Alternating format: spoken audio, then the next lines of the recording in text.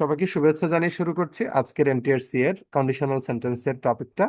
Conditional sentence বলতে আমরা যেটা বুঝি সেটা হচ্ছে এমন একটা বাক্য যেখানে একটা কন্ডিশনস বা শর্ত থাকবে এবং সেই শর্ত পূরণ হলে তার একটা ফলাফল বা ইম্প্যাক্ট পড়বে, তার একটা ইফেক্ট থাকবে। কেমন? যেমন কেউ যদি বলে আমার কাছে যদি 100 ভরি স্বর্ণ থাকতো তাহলে এই সমস্ত স্বর্ণ বিক্রি করে আমি গরিবদের পাশে দাঁড়াতাম। এই যে একটা সেন্টেন্স, এই সেন্টেন্সের মধ্যে একটা শর্ত আছে, একটা রেজাল্ট আছে। কেউ যদি বলে তুমি যদি আজকে আসো তাহলে আমি তোমার সাথে কিছু জরুরি বিষয়ে আলাপ করব, তাহলে শর্ত হলো যদি তুমি আসো, আর তার রেজাল্ট হচ্ছে আমি তোমার সাথে জরুরি বিষয়ে আলাপ করব। কিংবা যদি বলা হয় আজকে বৃষ্টি হলে আমি ক্লাসে যাব না, তাহলে শর্ত হচ্ছে বৃষ্টি হওয়াটা আর ক্লাসে না যাওয়াটা হচ্ছে তার ফলাফল। সো এখান থেকে আমরা বুঝতে পারি একটা কন্ডিশনাল সেন্টেন্সে সাধারণত দুইটা ক্লজ থাকে, মানে মিনিমাম দুইটা। কেমন? দুইটার চেয়ে বেশি থাকতে পারে, বাট মিনিমাম দুইটা ক্লজ থাকে। এবং এই ক্ষেত্রে আমি আপনাদেরকে যদি একটু সহজ করে যদি একটা উদাহরণ দেখাই, তাহলে আমরা এই উদাহরণটা একটু দেখতে পারি। আপনারা সবাইকে দেখতে পাচ্ছেন স্ক্রিনে কোয়েশ্চেন নাম্বার 3। সবাই একটু দেখেন question number 3। If he has time, দেখেন একটু সবাই, if he has time he us next Friday. সেন্টেন্সটা সবাই দেখতে পাচ্ছেন? এই সেন্টেন্সটাকে এখন আমি একটু আপনাদের সামনে আমি একই রকম আরেকটা সেন্টেন্স লিখে দিচ্ছি। ইফ হি ওয়ান্টস অনলি মানি, যদি সে শুধুই টাকা চায়, I will not give him any. তাহলে এই সেন্টেন্সের অর্থ কি একটু দেখেন তো। আপনার স্ক্রিনে এই লেখাটা কি স্পষ্ট সবাই দেখতেছেন কিনা? আদারওয়াইজ আমি একটু বড় করে দেই যেন আপনারা সবাই দেখতে পারেন। আই হোপ আপনারা এখন একটু বেটার দেখতেছেন, ঠিক না? তো এখন আপনারা বলেন এই সেন্টেন্সটা দ্বারা আমরা আসলে কি বুঝলাম। আমি রেড করে দিচ্ছি। If he wants only money, এখানে এই যে দেখেন ইফ যুক্ত যে ক্লজটা, এই ইফ যুক্ত ক্লজটা আপনার এটার নাম দিবেন হচ্ছে, আমি আন্ডারলাইন করে দিচ্ছি। আপনারা যদি খাতায় নোট নেন তাহলে নোটে এই আন্ডারলাইনের নিচে লিখবেন ইফ ক্লজ। ইফ ক্লজ আমি লিখে দিচ্ছি আপনাদের সুবিধার্থে। এটার নাম হচ্ছে ইফ ক্লজ। ওকে? আর এটার নাম হচ্ছে ইফ ক্লজ। এটা অবশ্য আন্ডারলাইন করার দরকার নাই, এটা ছোট করে দিচ্ছি ইফ ক্লজ। ওকে?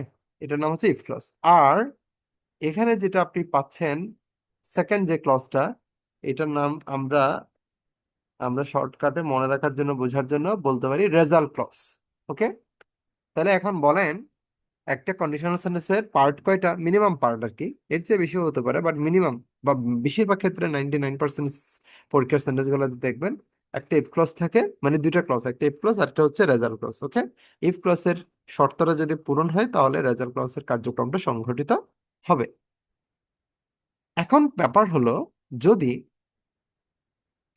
এই ইফ ক্লজ ধরেন পরীক্ষা দেওয়া হলো, এখন আপনাকে বলা হলো রেজাল্ট ক্লজ এটা, এই যে আই উইল নট গিভ, এই পুরো অংশটাই ধরেন আমি কেটে দিলাম। এখানে বলা হলো এই শূন্যস্থানে আপনি একটা কি উত্তর লিখেন। তো এটা আসলে উত্তরটা আপনি কিভাবে লিখবেন, এটা পুরোটাই ডিপেন্ড করবে এই প্রথম ক্লসের উপরে, ইফ ক্লসের উপরে। কেমন? যদি আপনি দেখেন যে ইফ ক্লসটা দেওয়া আছে প্রেজেন্ট ইনডিফিনিট টেন্সে, তাহলে এই রেজাল্ট ক্লজটা সেটা একরকম অ্যান্সার হবে। এই ইফ ক্লজটা যদি আপনি দেখেন সেটা পাস্ট টেন্সে আছে, তাহলে আবার এই রেজাল্ট ক্লজটা আরেক ধরনের উত্তর হবে এটা। সো এটা পুরোটা ডিপেন্ড করবে অন্য যে ক্লজটা পূর্ণ করা আছে, ওই পূর্ণ করার ক্লজটার টেন্স অনুযায়ী আপনার রেজাল্ট ক্লজটাকে সাজাতে হবে। কেমন? যেমন ধরেন এখানে আছে ইফ হি ওয়ান্টস অনলি মানি, তখন এখানে আমি কিন্তু উত্তরটা কি দিব দেখেন, I will not give him any. কিন্তু আমি যদি এই সেন্টেন্সটা আরেকভাবে যদি লিখি, তাহলে দেখেন ফর এক্সাম্পল, আমি যদি এই সেন্টেন্সটা যদি একই সেন্টেন্সটা আমি কিভাবে চেঞ্জ করে দিচ্ছি দেখেন। হ্যাঁ, কন্ডিশনালস একটু টেকনিক্যালি বুঝলে আপনি 20 মিনিটে কমপ্লিট পুরোটা বুঝে চলে আসবে। ঠিক আছে? বাট টেকনিকটা খেয়াল করবেন। দেখেন, একটু ভালো করে দেখেন সবাই, please be sincere. If you wanted, আমি কি চেঞ্জ করছি? কাইন্ডলি একটু সবাই বলেন তো আমাকে।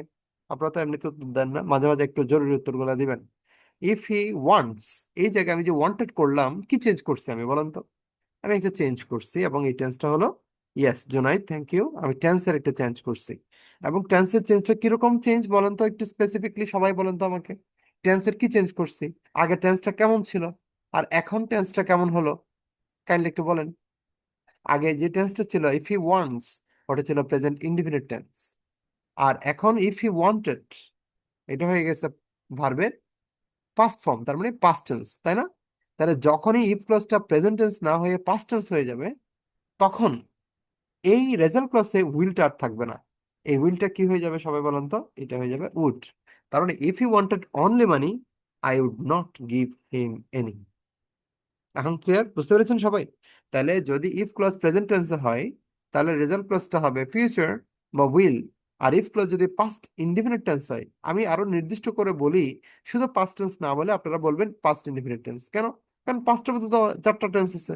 এটা কি পাস্ট ইনডিফিনিট না কন্টিনিউয়াস নাকি পারফেক্ট? এটা তো স্পেসিফিকলি বলা উচিত, তাই না? সো যারা একেবারে স্পেসিফিকলি মুখস্থ রাখতে চান, তারা বলবেন যদি ইফ ক্লজটা পাস্ট ইনডিফিনিট টেন্স হয়, তাহলে আমি প্রথমটাতে লিখে দিচ্ছি ইফ ক্লজ, এটা হচ্ছে present indefinite, right? Present indefinite.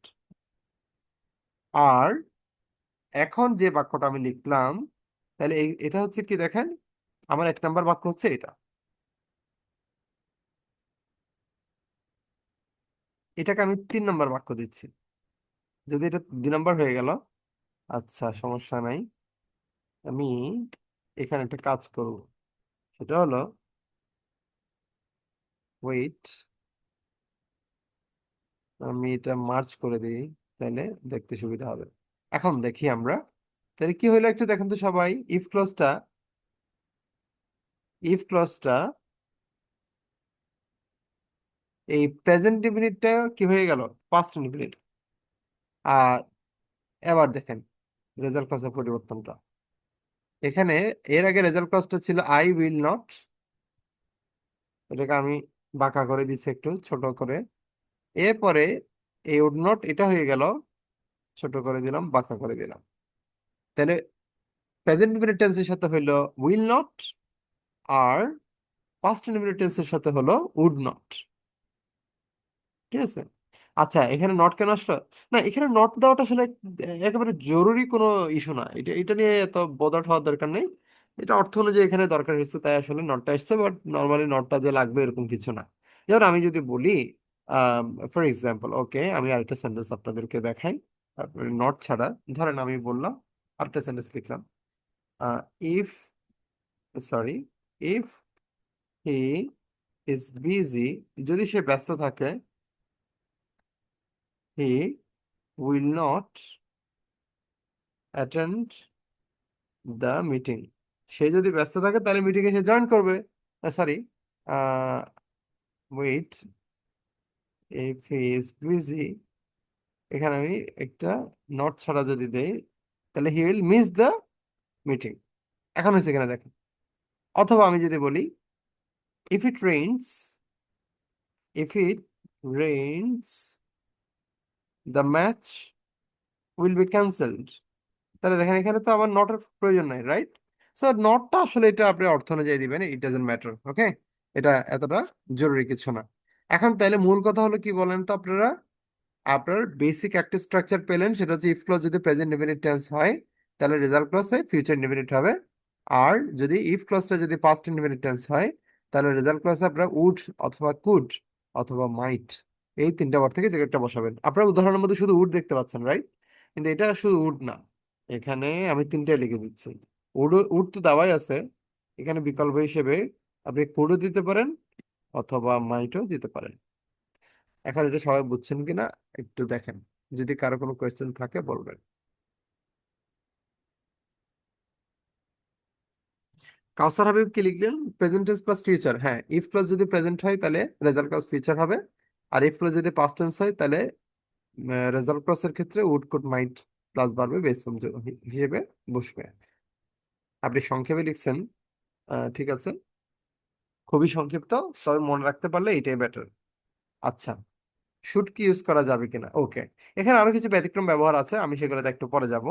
এখন গেলে যারা নতুন আজকে মডেল পড়তেছে তাদের জন্য ঝামেলা হয়ে যাবে, সেই জন্য আমি এখন ব্যতিক্রমগুলো এখন বলবো না, একটু পরে বলতেছি।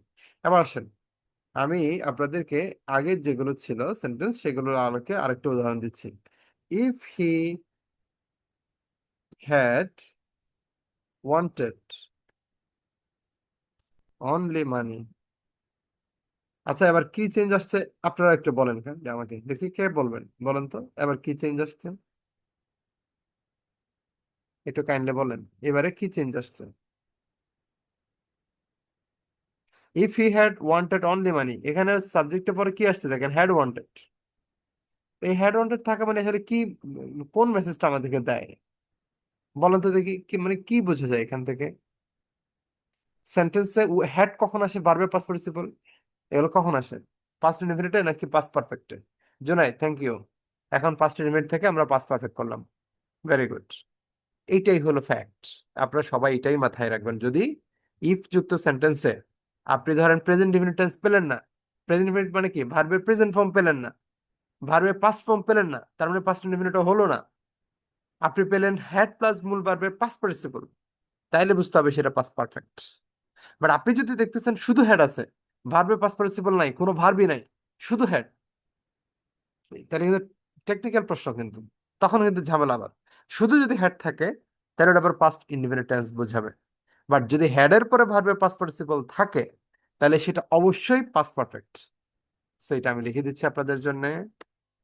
এটা হচ্ছে এই যে if clause, if clause past indefinite না বলে এখানে আমরা কি লিখবো তাহলে বলেন তো। ইফ ক্লজ পাস্ট পারফেক্ট হলে রেজাল্ট ক্লজ শুধু কি উড কুড মাইট, নাকি প্লাস হ্যাভ বসাতে হবে বলেন? প্লাস হ্যাভ বসাতে হবে। হ্যাভ বসালেই চলবে না আরো কিছু আছে? Verb in past participle form, এটা মাথায় রাখবেন। ঠিক আছে, এবার আমি তাহলে উদাহরণটা লিখে দিই। তাহলে আই উড নট গিভ, এটা কি হবে সবাই বলেন? আই উড নট, উডের পর কি হবে, হ্যাভ, তারপর verb past participle, I would not have given him any. এই জিনিসটা এইভাবে আপনারা আনসার করবেন। আর এটা এক লাইনে নিয়ে আসতেছি আমি, যেন আমাদের একসাথে পড়তে সুবিধা হয়।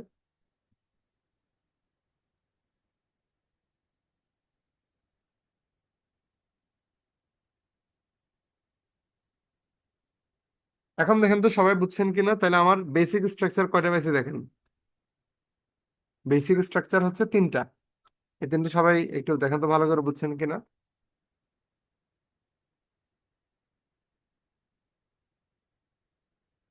কারো কোনো কোয়েশ্চেন থাকলে বলেন।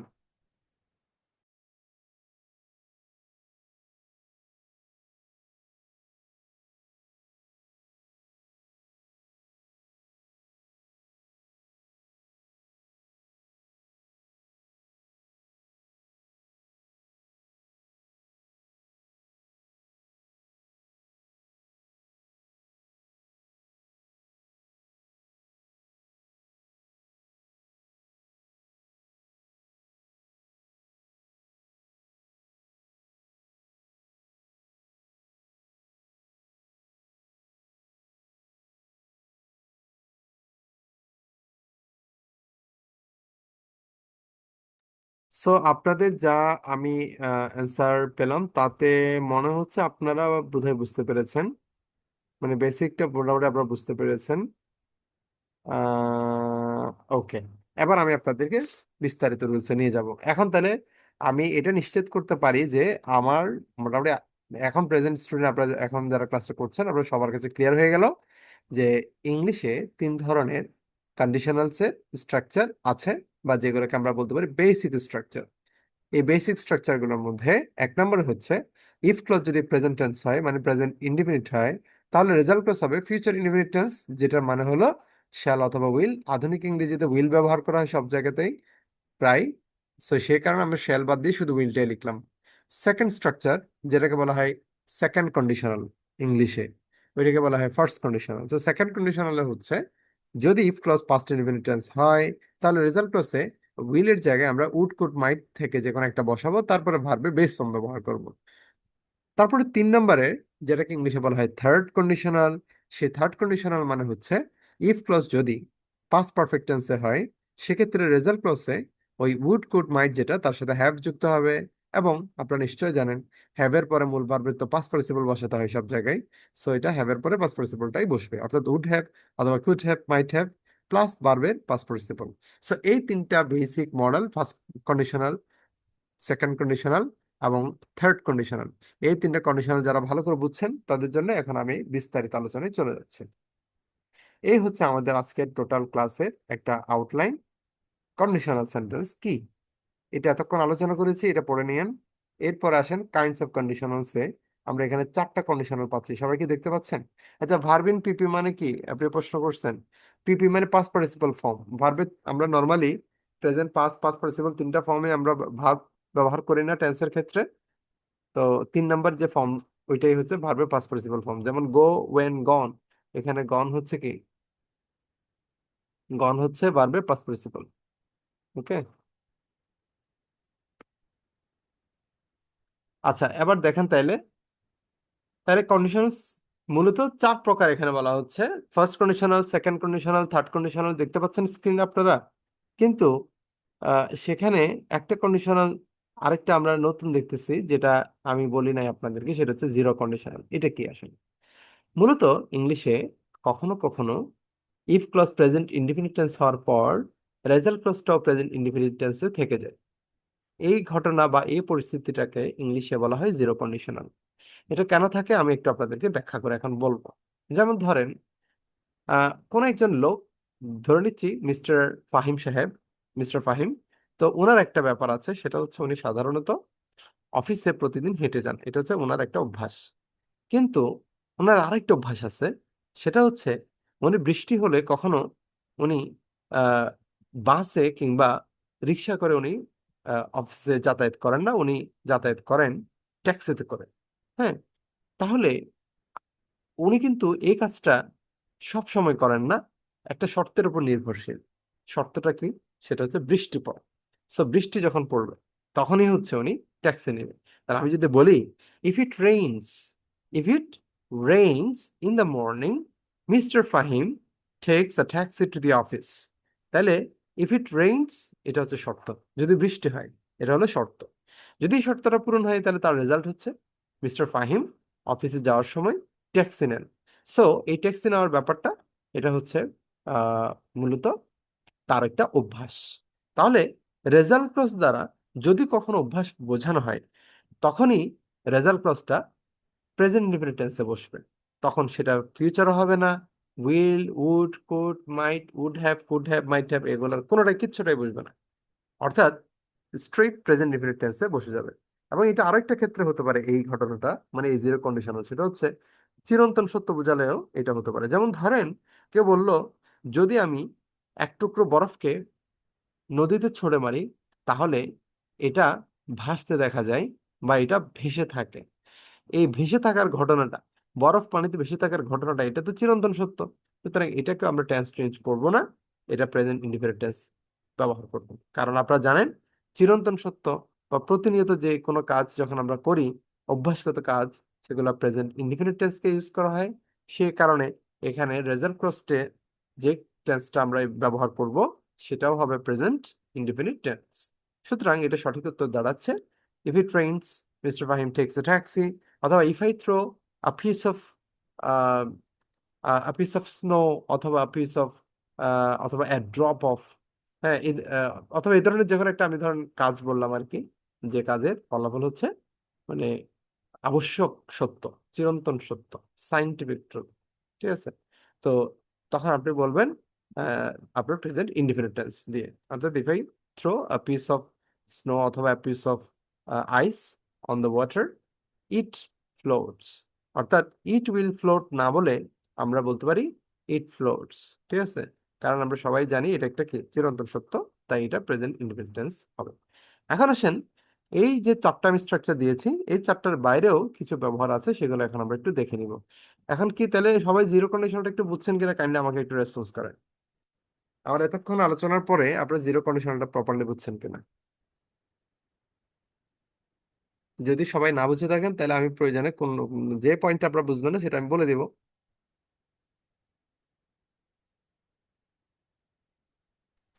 ওকে, স্যার, তাহলে জিপ কন্ডিশনালে আরেকটা বিষয় আছে, যেটা হ্যাঁ, first first indefinite plus first indefinite, এটা কি হবে কিনা? না, পাস্ট ইনফিনিট প্লাস পাস্ট ইনফিনিটের কোনো স্ট্রাকচার নেই। যদি if clause past infinite tense হয়, তাহলে সেক্ষেত্রে তার সাথে আপনি ইউজ করবেন হচ্ছে উড অথবা কুড অথবা মাইট, তারপর ভার্বের বেস ফর্ম। ঠিক আছে, present infinite plus present infinite হতে পারে, but past infinite plus past infinite হয় না। ঠিক আছে, আর কারো কোনো কোয়েশ্চেন? ওকে, যদি আর কোনো কোয়েশ্চেন না থাকে, এবার এক্সেপশনাল যে ছোট ছোট পয়েন্টগুলো পরীক্ষায় আসে ওইগুলো এখন আমরা সরাসরি একটু দেখে নিই, কেমন? যেমন ধরেন, আরেকটা আপনাদেরকে আমি এই প্র্যাকটিসগুলো আপনারা দেখে নেবেন পরে, আমি এগুলো আপনাদের সাথে শেয়ার করবো। যদি আমার এই স্ক্রিপ্টটা, এখানে অনেকগুলো তথ্য এখানে আসলে চলে এসেছে, বাট এতগুলো তথ্য আপনাদের লাগবে না, এটাকে আমি একটু কনসেস করে আপনাদেরকে দিব। সেই ক্ষেত্রে আমি আপনাদেরকে মূলত হ্যাডের ব্যবহারটা একটু আমি দেখাতে চাইছিলাম। আচ্ছা, সেটা এই জায়গাতেই একটু আমি আপনাদেরকে দেখাই। এখানে এখানে আরেকটা ব্যতিক্রম পয়েন্ট আছে, তো একসাথে এখানে দেখাই দিই। আহ, আপনারা একটু আগে যেই স্ট্রাকচারটা পড়ছেন, আমি একটু যদি আপনাদেরকে সেটা দেখাই। এই যে ইফ হি হ্যাড ওয়ান্টেড, এই এই সেন্টেন্সটা, ঠিক আছে, if he had wanted only money, এটা। তাহলে এই ধরনের আমি আরেকটা সেন্টেন্স এখন দিচ্ছি, সেটা একটু খেয়াল করেন। If he had worked hard, দেখেন যদি সে কঠোর পরিশ্রম করত, তাহলে he would have he would have succeeded. এটা অর্থটা কি? যদি সে কঠোর পরিশ্রম করতো তাহলে সে সফল হতো, কেমন? আমরা কি পাচ্ছি দেখেন, এখানে হ্যাড ওয়ার্ক পাইছি না? তার মানে পাস্ট পারফেক্ট টেন্স, এটা আমরা শিওর। এরপরে ইফ ক্লজ যেহেতু পাস্ট পারফেক্ট, তাইলে আমরা এখানে এসে কি করলাম দেখেন, শুধু উড ব্যবহার না করে আমরা উড হ্যাভ ইউজ করলাম, এন্ড দেন তারপর আমরা একটা ভার্বের পাস্ট পার্টিসিপল ফর্ম ব্যবহার করলাম। তো পাস্ট পারফেক্ট টেন্সের সাথে উড হ্যাভ অথবা কুড হ্যাভ অথবা মাস্ট, মাইট হ্যাভ, তারপরে ভার্বের পাস্ট পার্টিসিপল বসাতে হয়। সো সেই নিয়ম অনুযায়ী এটা থার্ড কন্ডিশনাল নিয়ম অনুযায়ী হয়ে গেছে। সেটা হচ্ছে একটা থার্ড কন্ডিশনাল নিয়ম। সো এখন যেটা বলতে চাচ্ছি, থার্ড কন্ডিশনাল একটা বিকল্প স্ট্রাকচার আছে ইংলিশে। সেটা হচ্ছে এই যে আপনারা ইফ হি হ্যাড, আপনারা যে হ্যাডটা দেখলেন সাবজেক্টের পরে, তাই না? এই হ্যাডটা কোথায় ছিল? এখানে সাবজেক্টের পরে। এখন আমি এই হ্যাডটাকে সাবজেক্টের পরে না রেখে এটাকে আমি কি করব, এটাকে আমি একেবারে সেন্টেন্সের শুরুতে নিয়ে আসবো। মূলত এখন আমি এই পরিবর্তনটা করব। তাহলে এখন কি হয়ে গেল দেখেন, হ্যাডটা যদি আগে চলে আসে, তাহলে এরপর কি আমি হ্যাডের পরে কি ইফ হি ওইটা বসে দিব? নো, হ্যাডটা শুরুতে যখন চলে আসবে তখন আর এই ইফটা আর বসাতে হবে না, এটা বাদ, শুধু বসাবেন হি। তাইলে ইফ হি হ্যাড, এটা হয়ে গেল হ্যাড হি। এরপর আবার বাকিগুলো কি, মজার বিষয় হচ্ছে বাকি ওয়ার্ড থেকে শুরু করে এই যে একেবারে সাকসিডেড পর্যন্ত, এই পুরো অংশটাই ডিরেক্টলি এটা বসাই দিবেন। আমি আবার বলতেছি, if he had worked hard he would have succeeded, এই পুরো সেন্টেন্সটা যা, হ্যাড হি ওয়ার্কড বললেও পুরো সেন্টেন্সটা তাই। এবং অর্থের কোনো ধরনের একেবারে বিন্দু পরিমাণ কোনো পার্থক্য নাই, এটা মনে রাখবেন। মানে এখানে স্ট্রাকচার ভিন্ন হয়েছে, বাট অর্থের কোনো ধরনের ভিন্নতা নাই, দ্যাট ইজ ফর শিওর। সুতরাং আপনারা যারা এই হ্যাডের ব্যবহারটা শুরুতে দেখলে কনফিউজ হন, তাদের জন্য আমি একসাথে বলে দিচ্ছি, if he had worked hard যে কথা, হ্যাড হি ওয়ার্কড হার্ড একই কথা। ক্লিয়ার?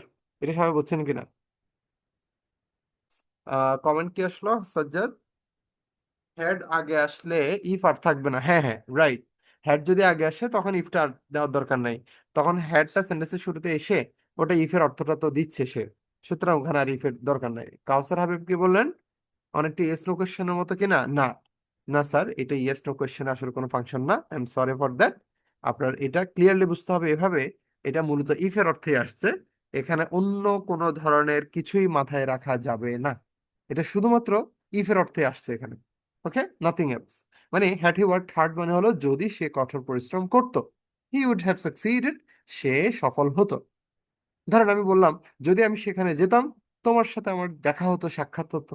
তাহলে if I had gone there না বলে আমি বলতে পারি, had I gone there I would have met you. এটাই। আই হোপ এখন সবার ক্লিয়ার হয়েছে এটা। তাহলে আমরা হ্যাড এর ব্যবহার কয় রকম করতে পারি? দুই রকম, কেমন? সবাই বুঝছেন তো এটা? এবার দেখেন, তাহলে হেড যেমন সেন্টেন্সের শুরুতে চলে এসে ভিন্ন উপায়ে আমরা ব্যবহার করতে পারি, একই রকম এবার আরেকটা ব্যবহার আছে যেটা আমি একটু পর আপনাদেরকে কোয়েশ্চেনের মধ্যে দেখাইছি, একটু আগে দেখাইছিলাম হ্যাঁ, আমরা প্রয়োজন আবার ওইদিকে মুভ করব, আগে এখানে একটু দেখা দিই কারণ ওখানে আসলে একটু হিজিবিজি হয়ে গেছে, তো সো এখানে একটু লিখে দিচ্ছি। ইফ, দেখেন, ইফ আই ওয়্যার ইউ, আপনি এই ধরনের সেন্টেন্স গুলো দেখছেন না? আমার মনে হয় এই ধরনের অনেক সেন্টেন্স আপনারা দেখছেন যারা প্র্যাকটিস করছেন আর কি। আর প্র্যাকটিস না করলে তার কিছু বলার নেই, বাট প্র্যাকটিস করলে ডেফিনেটলি এই ধরনের অনেকগুলো কোয়েশ্চেন আপনাদের চোখে পড়ার কথা। ইফ আই ওয়্যার ইউ, যদি আমি তুমি হতাম তাইলে আমি কাজটা করতাম না, এই ধরনের সেন্টেন্স পরীক্ষায় প্রায় আসে। I would not do this, বলতেছে যদি আমি তুমি হতাম তাহলে আমি এই কাজটি করতাম না। এখানে কি হচ্ছে দেখেন, ইফ আই ওয়্যার ইউ, এটা কোন টেন্স? আচ্ছা, এটা কোন কন্ডিশনাল? জিরো কন্ডিশনাল, নাকি ফার্স্ট ওয়ান, নাকি সেকেন্ড কন্ডিশনাল, নাকি থার্ড কন্ডিশনাল? বলেন সাজ্জাদ, এটা কি থার্ড কন্ডিশনাল মনে হয়? দেখেন, ইফ আই ওয়্যার, সাবজেক্ট আবার শুধু একটাই ভার্ব আছে, সেটা হচ্ছে ওয়্যার। তার মানে এটা বি ভার্বের কোন ফর্ম? Past form. তার মানে ভার্বের পাস্ট ফর্ম হওয়া মানে এটা কোন টেন্স? First indefinite tense. তাহলে ইফ এর পরে যদি ফার্স্ট ইনডিফিনিট টেন্স থাকে, তাহলে সেটা কি সেকেন্ড কন্ডিশনাল নাকি থার্ড কন্ডিশনাল? এটা সবারই জানা উচিত। ইফ এর পরে যদি পাস্ট ইনডিফিনিট টেন্স থাকে, সেটা কি সেকেন্ড নাকি থার্ড কন্ডিশনাল? সেটা অবশ্যই সেকেন্ড কন্ডিশনাল। সুতরাং সেকেন্ড কন্ডিশনাল নিয়ম অনুসারে পরবর্তী অংশে উড অথবা কুড বসাবো, তারপর ভার্বের বেস ফর্ম বসাবো। তাহলে if I were you, I would not do this. এটা কিন্তু থার্ড কন্ডিশনাল না। যদি এটা থার্ড কন্ডিশনাল হতো তাহলে এটা দেখতে কেমন হতো বলেন তো? কে বলতে পারবেন? এটা যদি থার্ড কন্ডিশনাল হতো মানে তখন এটা ইফ এর অংশটা হতো পাস্ট পারফেক্ট, এবং সেখানে কি আসতো? হেড আসতো। ইফ আই হ্যাড, এরপরে এম ইজ আর ওয়াজ এর পাস্ট পার্টিসিপল ফর্ম কি? বিন। তাহলে if I had been you, তখন আনসার হতো এরকম, if I had been you, এরপরে I would dot dot dot, মানে বাকি যা আছে তা অবশ্যই কেমন। তার মানে এখানে আমরা কি বুঝলাম দেখেন, if I were you, I not do this. কিন্তু যদি if I had been you বলে তাহলে তো পাস্ট পারফেক্ট, তখন স্বাভাবিকভাবে কি হবে? উড নট হ্যাভ, তখন উড হ্যাভ চলে আসতো। তারপরে ভার্বের পাস্ট পার্টিসিপল চলে আসতো, I would not have done, এভাবে হতো আনসার। এখন আমার কোয়েশ্চেন কিন্তু এটা ছিল না, আমার কোয়েশ্চেন আপনাদের প্রতি ছিল ইফ আই ওয়্যার ইউ, এই সেন্টেন্সটাকেও যেমন if I had been you, এটা তো পাস্ট পারফেক্ট, আমরা তো একটু আগে জানছি যে পাস্ট পারফেক্ট টেন্সকে কি করা যায়? পাস্ট পারফেক্ট টেন্সের হেডটাকে আমরা চাইলে বাক্যের শুরুতে নিয়ে আসতে পারি, ঠিক না? পাস্ট পারফেক্ট টেন্সের হেডটাকে বাক্যের শুরুতে এনে আমরা করতে পারি। কিন্তু যে নিয়মটা শেখানো হয়নি সেটা হচ্ছে পাস্ট ইনডিফিনিট টেন্সে অ্যামিজার সরি ওয়াজ ওয়্যারটাকেও আমরা এই কাজ করতে পারি। তো এখানে একটা তবে তথ্য মনে রাখবেন, ইফ এর সাথে কখনো ওয়াজ বসানো যায় না। এই তথ্যটা না জানলে জেনে রাখবেন। ইফ এর সাথে কখনো, এটা সবাই মনে রাখবেন, ইফ এর সাথে কখনো ওয়াজ বসানো যাবে না। এটা very very important rule conditionals এর। ইফ এর পরে অবশ্যই কি বসাতে হবে? ওয়্যার বসাতে হবে, মানে সাবজেক্ট সিঙ্গুলার হোক প্লুরাল হোক। আপনাদের মনে কোশ্চেন থাকতে পারে না যে স্যার আই তো singular, he singular, she singular, it singular, এগুলোর সাথেও কি আমরা ওয়্যার বসাবো? এক্স্যাক্টলি। ইফ এর পরে কখনো ওয়াজ বসানো যায় না, এটা নিয়ম মনে রাখবেন। এটা আনরিয়াল কন্ডিশনাল বা আনরিয়াল যে ধরনের সেন্টেন্স গুলো থাকে মানে আমাদের ইংরেজি বাক্যের ক্ষেত্রে, সেগুলোতে কি ইউজ করতে হবে আমাদেরকে? ওয়ার, ওয়াজ নাকি ওয়্যার? সবাই মনে রাখবেন ওয়াজ ইউজ করা যাবে না। এরকম আর কি কি আছে জানেন আপনারা? অ্যাজ ইফ আছে, অ্যাজ দো আছে, আই উইশ আছে, তারপরে হচ্ছে ইফ। এগুলোতে আমরা ওয়াজ ব্যবহার করতে পারবো না, আমরা ইউজ করব কি? ওয়্যার। যাই হোক, এখন কোশ্চেন হচ্ছে ইফ আই ওয়্যার ইউ, এটাকেও তাহলে আমরা এটার মতো উল্টা করে মানে হেডটা আগে আনতে পারবো কিনা, মানে এখানে ওয়্যারটা আগে আনতে পারবো কিনা? এক্স্যাক্টলি পারবো। ওয়্যার আই ইউ, এরপরে ডট ডট, অর্থাৎ বাকি যা আছে তা বরাবর বসে যাবে। তার মানে ইফ আই ওয়্যার ইউ না বলে আমরা ওয়্যার আর ইউ এভাবেও চাইলে আমরা বলতে পারি। এখন সবার কাছে ক্লিয়ার হয়েছে কিনা বলেন? মোটামুটি সবগুলো রুলস মোটামুটি আপনাদের ক্লিয়ার হয়েছে কিনা? যদি ক্লিয়ার হয়ে থাকে তাহলে আমি কয়েকটা কোয়েশ্চেন প্র্যাকটিস করিয়ে আমরা ক্লাস এন্ডিং এর দিকে যাব। আজকে রাইট ফ্রম ভার্বস বোধহয় নতুন করে শুরু করার সুযোগ নেই, কারণ রাইট ফ্রম ভার্বস যেহেতু একটু বড় টপিক, এটা হয়তো নেক্সট ক্লাসে ধরতে হবে। এখন এটা যদি সবাই বুঝেন তাহলে আমি আপনাদেরকে এখন একটা প্র্যাকটিস দেখাবো। সেই প্র্যাকটিসটা একটু সবাই দেখেন। এই প্র্যাকটিসটার নিয়ম হলো কোয়েশ্চেন দেখার সাথে সাথে এ বি সি, মানে 6 নম্বর প্রশ্ন হলে 6 নম্বর, 8 নম্বর হলে 8, আপনি লিখবেন শুধু 8 এ। আপনি যদি মনে করেন সি উত্তর হবে তাহলে 8 সি, এভাবে কেমন? যেগুলোতে উত্তর এখানে মার্ক করা আছে সেগুলোর ক্ষেত্রে আহ আপনাদের উত্তর দেওয়াটা টাফ বা উত্তর দেওয়ার সুযোগ নেই, সেক্ষেত্রে আমি আপনাদের জন্য কোয়েশ্চেনটা জাস্ট ইয়ে করব, আম, অত অপশনগুলো আমি আপনাদেরকে দিব না, যেহেতু এখানে এগুলো প্র্যাকটিসের জন্য আপনাদের উত্তরগুলো মার্কিং করা হয়েছে। এবার বাংলাটা আছে, বাংলা দেখে বলেন 23 number, if your sister she would come. If your sister পরে কি হবে দেখি, এটাকে বলতে পারেন। ইফ ইউর সিস্টার, এটা যদি আপনারা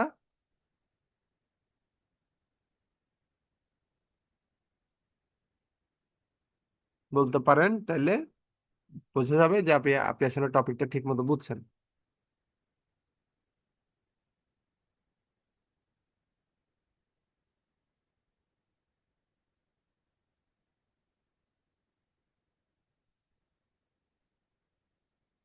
আচ্ছা, if your sister invited she would come, বলছে যে তোমার বোনকে যদি নিমন্ত্রণ করা হতো তাহলে সে আসতো, কেমন? তাহলে ইফ ইউর সিস্টার, এখানে একটা জিনিস খেয়াল করেন, ইফ ইউর সিস্টারের পরে শুধু যদি ইনভাইটেড দেন তাহলে সে অন্য কাউকে ইনভাইট করার কথা বোঝাচ্ছে।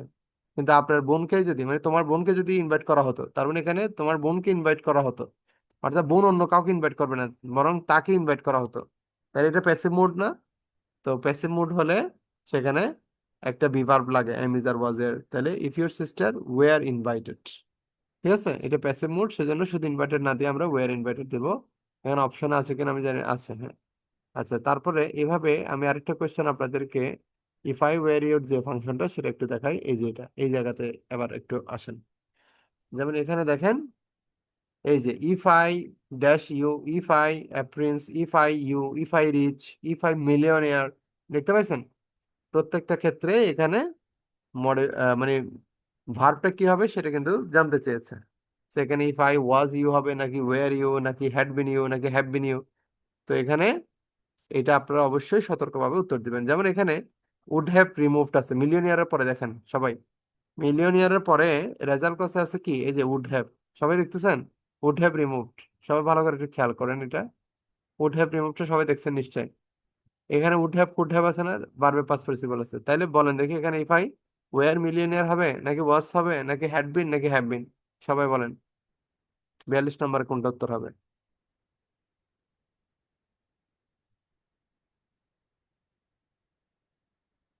যেমন এখানে হচ্ছে উত্তরটা দিয়েছে কি, আনসার বি, কিন্তু লাস্ট কোশ্চেনের ক্ষেত্রে উত্তরটা কিন্তু বি হবে না, লাস্ট কোশ্চেনের ক্ষেত্রে উত্তরটা হবে কি, সি। কেন সি হবে? Had been. কারণ মিলিয়নিয়ার হওয়ার যে ব্যাপারটা, এটা যদি হ্যাড বিন হয় তখন পাস পারফেক্ট হবে, আর এই পাস পারফেক্টের সাথে পরবর্তী অংশে would have could have plus ভার্বের পাস পার্টিসিপল, এটা কিন্তু মিলে যাবে। বুঝছেন কিনা সবাই? আবার যদি আপনি যদি ধরেন 1 নম্বর সেন্টেন্সটা যদি দেন, 1 নম্বর সেন্টেন্স কি, if I dash you I would never do it, এখানে শুধু উড আছে, তারপর ভার্বের বেস ফর্ম। এক্ষেত্রে ইফ আই এর পরে আপনি শুধু ওয়্যারটা ইউজ করবেন, তখন আপনি আনসার দিবেন বি, অর্থাৎ if I were you I would never do it. Okay, so that's all. আর কারো কোনো কোয়েশ্চেন থাকলে বলেন, না থাকলে আমরা এখানে শেষ করব। আগামী ক্লাসে এই কন্ডিশনালস এর উপরে আপনাদের একটা ভালো মানের একটা পরীক্ষা হবে, একদম একটাও যেন ভুল না হয় সেভাবে আপনারা প্র্যাকটিস করে আসবেন। আর এরপরে যদি কারো কোনো প্র্যাকটিস করতে গিয়ে কোনো কোয়েশ্চেন জাগে, গ্রুপে লিখে পাঠাবেন, আই উইল বি দেয়ার ইনশাল্লাহ টু হেল্প ইউ। তাহলে ক্লাস এখানে তো শেষ করা যাচ্ছে। সবাই তাহলে ভালো থাকবেন। আগামী ক্লাসটা হবে আপনাদের রাইট ফ্রম ভার্বস এর উপরে। ঠিক আছে? জুনাইদ, হ্যাঁ, আপনি ছবি দিয়েছেন। আচ্ছা, হ্যাঁ, বইয়ের ছবি দিয়েছেন একটা, মিস্টার জাহাঙ্গীর স্যারের বই। বলেন, কি এই বইটা আপনি পড়তে চাচ্ছেন? এই বইটা পড়তে চাচ্ছেন কিনা? যদি পড়তে চান কোনো অসুবিধা নেই, প্র্যাকটিসের জন্য ভালো বই, ডেফিনেটলি। আপনারা যে কোনো বই থেকে যদি প্র্যাকটিস করেন বাজারের, তাহলে এটা যত প্র্যাকটিস করতে পারেন তত আপনাদের জন্য ভালো হয়। এক কথায় মানে শেষ সেটা। না স্যার, এটাতে হ্যাঁ, বলেন।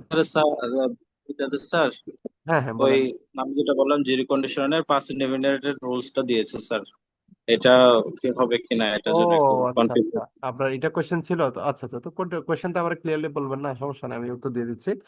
আচ্ছা, এটা কোন কোন জায়গায় দিছে, ওইটা কি কোনো আপনি ইয়ে আছে আপনার?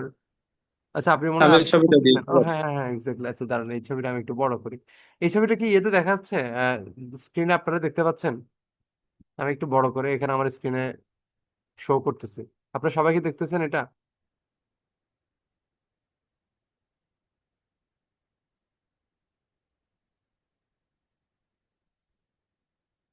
আচ্ছা, বুঝতে পারছি, শোনেন, এখানে জিরো কন্ডিশনে যেটা দিছে if plus past indefinite plus past indefinite, এটা খুবই আনইউজুয়াল একটা ব্যবহার, এবং এই ব্যবহারটা প্র্যাকটিক্যাল ইংলিশে খুব একটা চলে না।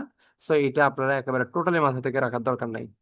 যেমন এখানে আপনারা যেটা দেখতেছেন, water boils if you hit it to 100 degree centigrade, এটা কিন্তু আপনি টোফেল বইতেও পাবেন, কিংবা আপনি এমনিতে নর্মালি যারা মাইকেল সোয়ানের বই বা ব্রিটিশ বা আমেরিকান যে বইগুলো, সেখানে সেখানে কিন্তু আপনার নর্মালি এই জিরো কন্ডিশনালটা আপনি অ্যাভেলেবেল দেখবেন। তবে পাস্ট ইনডিফিনিট প্লাস পাস্ট ইনডিফিনিটের যে ফাংশনটা, সেটা খুবই রেয়ার কেস, যে কারণে এটাকে সাধারণত অ্যাকসেপ্টেবল যে মানে কন্ডিশনালস এর যে রুলস গুলো, হ্যাঁ, ওখানের মধ্যে সাধারণত এটাকে রাখা হয় না।